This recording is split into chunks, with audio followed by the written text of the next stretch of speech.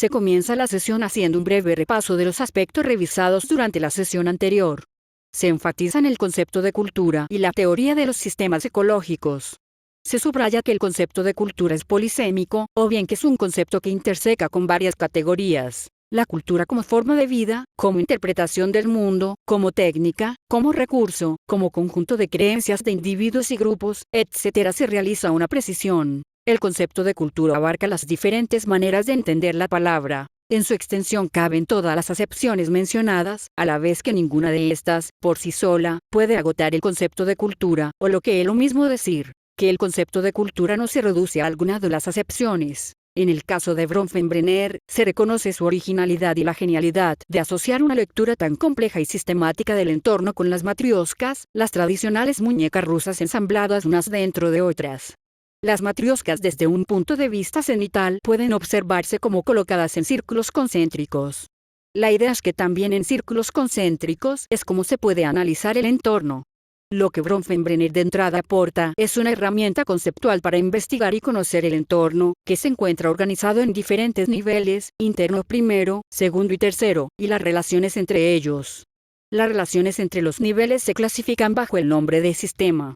Por ejemplo, microsistema, mesosistema, exosistema y macrosistema. Tanto los 3 niveles como los 4 sistemas están definidos dentro de la teoría de Bronfenbrenner. El entorno sociocultural influye en el desarrollo de la conciencia. ¿Cómo es posible tal influencia? Algunos autores pueden agruparse en torno a este asunto. Marx, Vygotsky, Dewey, Michelson, Quine y Taggart, por mencionar algunos casos. Marx se comprende a mayor profundidad si se lo relaciona con la obra de Hegel.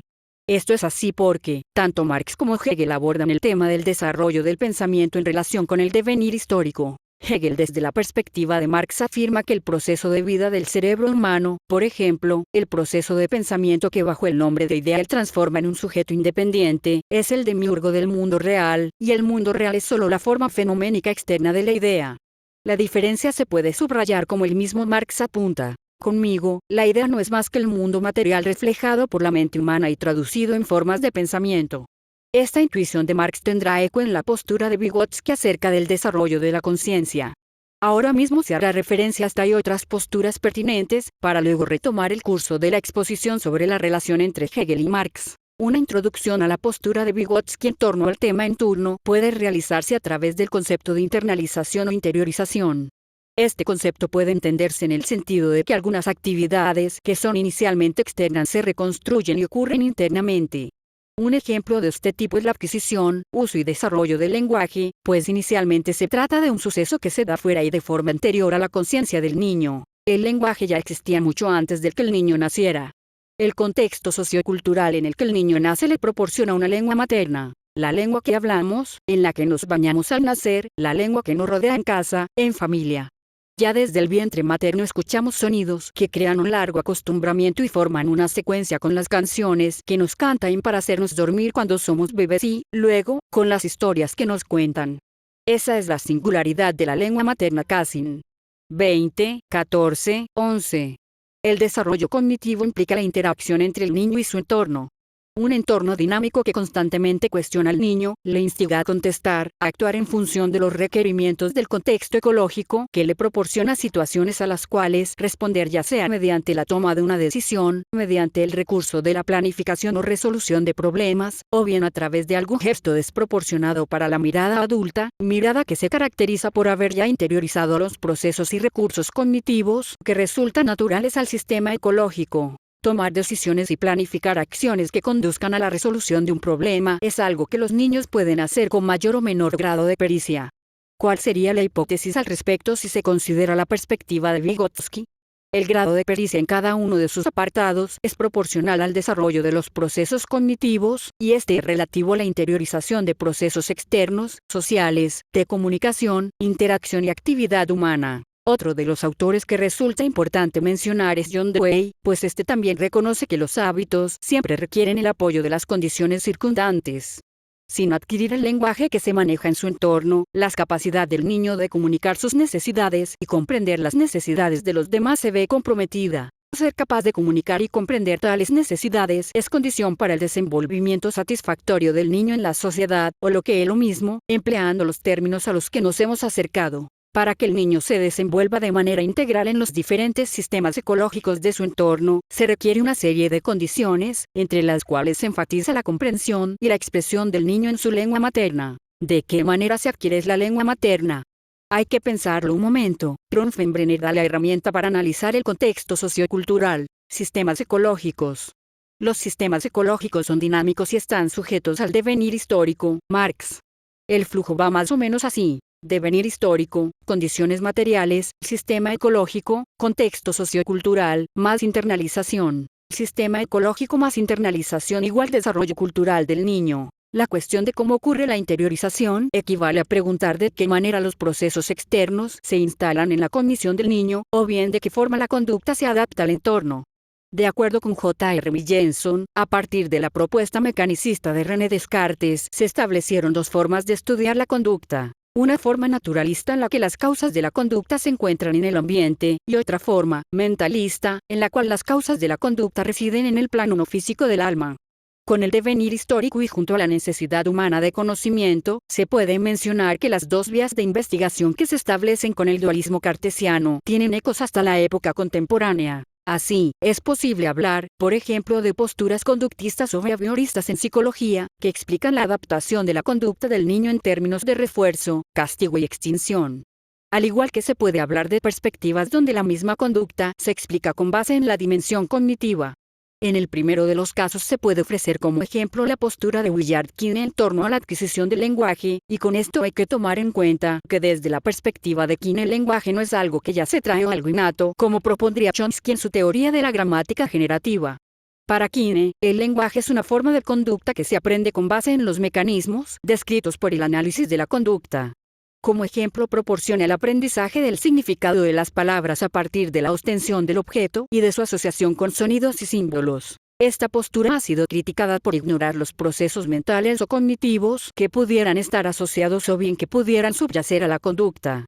No obstante, para contestar a las críticas, Skinner, 1976, admite que hay una experiencia fenoménica en primera persona. En términos de la filosofía de la mente, admitir una experiencia fenoménica en primera persona implica admitir también la caracterización de dicha experiencia mediante el concepto de estados proposicionales, por ejemplo, creer que P, desear que P, percibir P, etc. Para Skinner no habría dificultad en aceptar que de hecho, en la experiencia fenoménica en primera persona se encuentran percepciones, pensamientos, deseos, creencias, etc. Lo que Skinner no admite es que estos estados proposicionales sean per se la causa de la conducta. Aquí existe pues, una relación con la doctrina emergentista de la mente, donde los procesos cognitivos y la experiencia personal son solo un producto emergente y colateral de los procesos físicos, que son realmente la explicación y causa de la conducta. Desde esta perspectiva, la mente es al cuerpo lo que el uno es a una locomotora en marcha. Nosotros no admitimos el emergentismo como doctrina, y dudamos de que el emergentismo sea el punto de vista predominante en neuropsicología. Para volver con Quine, una de las tareas de la neuropsicología sería la de participar en la investigación y la generación de conocimiento acerca de los procesos que van desde la estimulación de los receptores sensoriales del organismo y el procesamiento orgánico que se le da a dicha estimulación en el sistema nervioso, hasta la emisión de conductas que reflejan creencias y teorías sobre el mundo externo. Cuando Quine propone la llamada naturalización de la epistemología, es decir, la doctrina según la cual la tarea de la epistemología no es justificar el conocimiento, sino simplemente explicarlo en términos físicos, abre la puerta para que otros enfoques psicológicos además del netamente conductista puedan integrarse al proyecto. El conocimiento normalmente se ha asociado con el pensamiento, y esto lleva razón, ya que el conocimiento científico al menos, consiste en una intrincada red de conceptos, proposiciones, inferencias y teorías sobre el mundo. Ahora, tanto los conceptos, como las proposiciones y en último término, las teorías, son caracterizables en términos del pensamiento, ya sea mediante los términos de la lógica, que como es conocido, subyace a toda investigación y conocimiento de corte científico. Otra de las perspectivas psicológicas que se generó con el dualismo cartesiano es el mentalismo o la perspectiva que explica la conducta en función del pensamiento de la mente.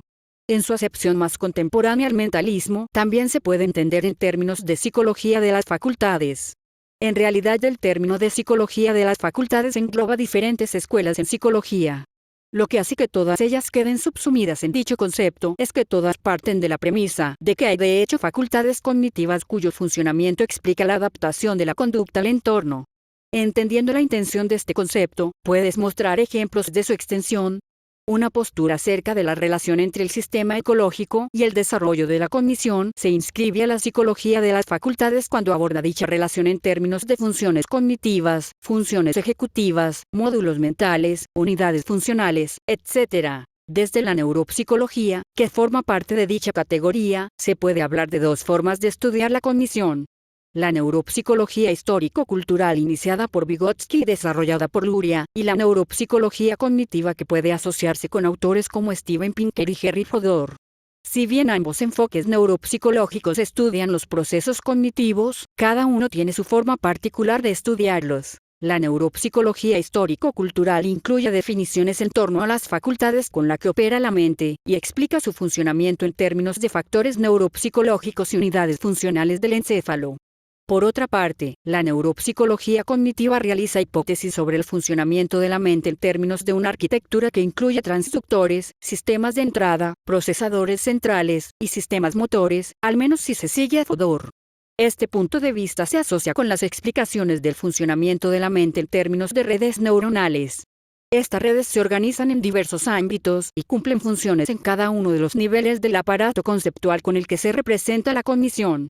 Esta forma de enfocar la neuropsicología se denomina modelo computacional representacional de la mente, MCRM. Cualquiera de los dos enfoques mencionados, el histórico-cultural y el cognitivo, pueden suscribirse al ámbito de las ciencias cognitivas, toda vez que por definición, una ciencia cognitiva es aquella que intenta explicar cómo de hecho opera la cognición cuando se trata de presentar conductas inteligentes adaptadas al entorno. No obstante, hay un punto importante que recalcar, y es que si bien ambas perspectivas se pueden comprender como parte del trabajo interdisciplinar de las ciencias cognitivas, es mayormente la neuropsicología histórico-cultural la que ha considerado la influencia del contexto en el desarrollo de la cognición. La neuropsicología cognitiva, por otro lado, hasta tiempo reciente ha comenzado a contemplar la necesidad de considerar el contexto social del conocimiento, Taggart. 2011. Un autor que convendría considerar en este ámbito es Eric Kandel, un neurocientífico ganador del Premio Nobel por sus estudios sobre el sistema nervioso de la glicia. Esta referencia es de importancia porque es un ejemplo de una perspectiva naturalista que admite las leyes de la conducta presentadas por Mill Jensen, y explica su funcionamiento en términos de estimulación, procesamiento y respuesta del sistema nervioso. Los resultados empíricos de este tipo de investigaciones se emplean como recurso para evaluar la plausibilidad de alguno de los enfoques para el estudio de la cognición dentro del MCRM. Integrar el contexto a la explicación de los procesos cognitivos es recomendable para el MCRM. Después de todo, si se trata de explicar la adaptación de la conducta al entorno, no viene mal pensar en estudiar el tipo de procesos a los que el niño se ve sujeto en su interacción con el entorno. Procesos externos y procesos internos. Posiblemente el reconocimiento por parte de Taggart de que a los estudios en ciencias cognitivas tiene que integrarse el contexto sociocultural se debe al diálogo interdisciplinar. Recuérdese que la ciencia cognitiva integra múltiples aristas, que van desde las ciencias computacionales, las neurociencias, la psicología, la lingüística, antropología, etc. Unado a lo anterior también se considera la importancia de integrar la dimensión emocional del ser humano. Maestrantes en neuropsicología educativa consideran que la analogía cerebro-mente-computadora no agota la totalidad del ser humano, ni el ser humano puede reducirse a conjuntos de representaciones y procesos mentales. A modo de ejemplo, puede referirse a algunos medios audiovisuales como nos influye la cultura desde que nacemos de la cadena Deutsche Welle, DW Español. Ahí se observa cómo las conductas que son típicas en un contexto sociocultural no lo son en otros contextos, y cómo de hecho, el desarrollo de la persona en estos escenarios va estableciendo probabilidades de responder de tal o cual forma en futuras ocasiones. Otro ejemplo que puede traerse a colación en este sentido es el texto de Carlo Lemkersdorff Filosofía en clave Tucholaval, en donde expone las diferencias en el estilo de crianza y la consolidación de la identidad entre miembros de la cultura occidental y miembros de la cultura Tucholaval. Los niños tucholavales son criados en un ambiente de constante interacción con los demás. Siempre están acompañados por algún familiar, mientras que los niños occidentales no siempre se encuentran bajo supervisión de los padres o familiares. Lenkersdorf argumenta que estas experiencias frecuentes, cada una en su contexto, son importantes para que la persona establezca su relación consigo misma y su entorno. Una muestra de que ello es así se encuentra en el lenguaje empleado por los miembros de cada cultura. Un análisis del lenguaje realizado por Lenkersdorf revela que en el caso de los miembros de la cultura tujolabal hay un predominio de la palabra nosotros, mientras que en el caso del lenguaje empleado por los miembros de la cultura occidental, era la palabra yo la que predominaba. Lenkersdorf establece un paralelismo entre la frecuencia de aparición de las palabras en las muestras de habla de los miembros de dichas culturas y su concepción sobre su lugar respecto de sus semejantes. La argumentación de Lenkersdorf lleva a pensar que los miembros de la cultura tujolabal tienen un mayor sentido de la comunidad y de la responsabilidad para con uno mismo y los demás miembros de la sociedad debido a la forma de crianza a la que se ven sujetos, mientras que por la misma razón se explica el mayor sentido de individualismo que caracteriza a la persona occidental. El punto de vista de Lenkersdorf no sugiere que esas diferencias sobre el sentido de identidad de los miembros de una cultura se deben a diferencias en las potencialidades cognitivas de los miembros de cada una, sino que, en cualquier caso, es con las mismas potencialidades cognitivas y mediante la interacción con su entorno, como se generan diferentes sentidos de identidad.